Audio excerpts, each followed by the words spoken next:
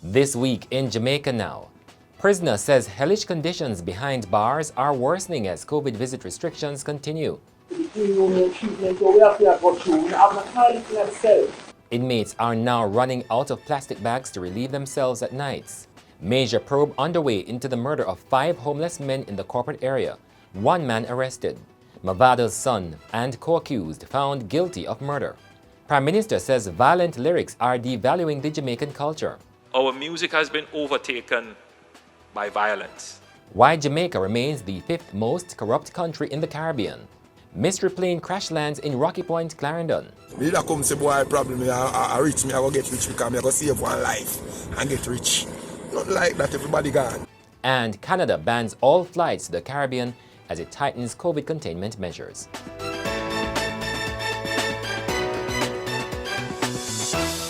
I'm Damian Mitchell, and this is Jamaica Now. A man purporting to be a prisoner has detailed how hellish conditions in Jamaica's penal facilities have worsened amid the continued COVID-19 restrictions. In a video being circulated on social media, the inmate said, with the suspension of visits since March last year, prisoners have run out of plastic bags they use as receptacles to relieve themselves at nights. Visitors often take personal items in plastic bags for inmates. The prisoner has demanded the intervention of Senator Matthew Samuda, the minister with responsibility for the Department of Correctional Service. Our youth them come as murder and in treatment to give them and all of them things. That can change them. That can change them, brother.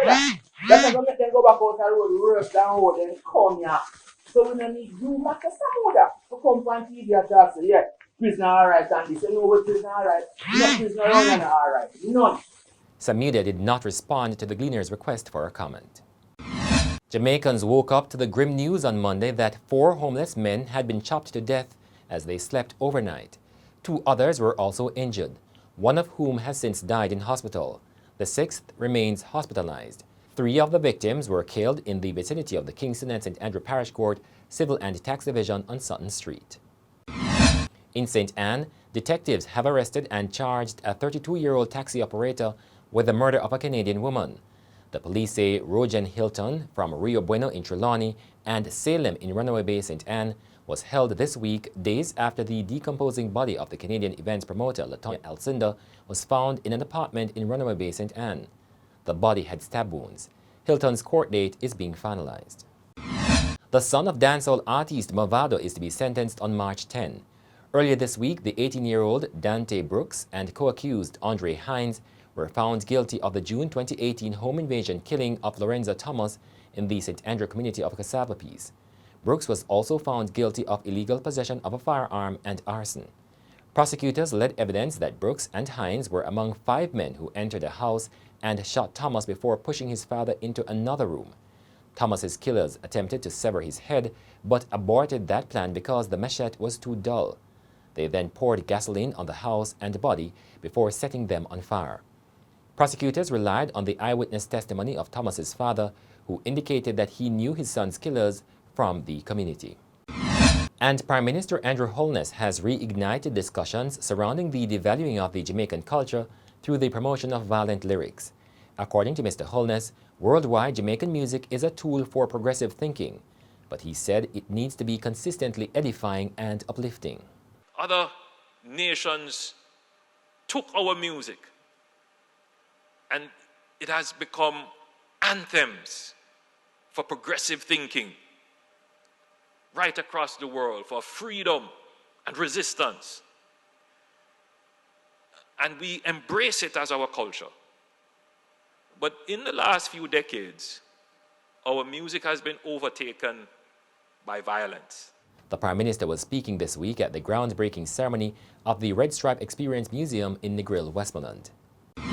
Canada's main airlines have cancelled all flights to the Caribbean starting this Sunday, January 31. It's part of efforts to curb the raging COVID-19 virus in the North American country.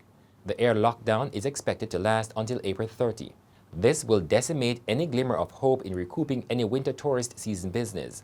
The carriers include Air Canada, Sunwing, WestJet, and Transat. Meanwhile, the requirement will continue for all travelers entering Canada to have a negative COVID PCR test before boarding. On arrival, they will now have to do a mandatory COVID test and will have to stay in an approved hotel at their own expense while they await their results. Those who test negative will be allowed to complete their quarantine under significantly increased monitoring. Currently, a number of Canadian visitors are in Jamaica. It is not clear how they will be repatriated as yet. The National Integrity Action is suggesting that the government's decision to reduce the number of parliamentary committees chaired by opposition members influenced Jamaica's ranking on the 2020 Corruption Perception Index.